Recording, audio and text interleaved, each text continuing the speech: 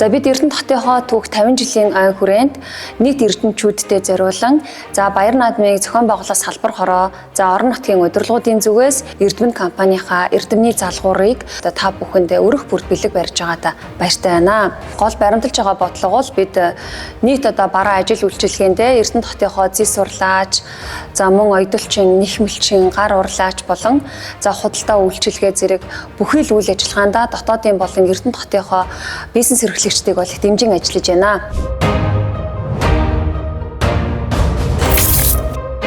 Намайг Найдан Дөржигөл зөтөх гэдэг би Эрдэнэ компани зис усны үйлдвэрийн технологи инженер ажилтаа. Манай энэ бүтээгдэхүүн нь болох цахилгаан мандагчны EMNS 6227 Монгол улсын стандарттай бүрэн нийцсэн. Тэгэхээр Эрдэнэ компани нь өөрөө катодын зис нь Лондонгийн А зэрэглэлийн зис байдаг.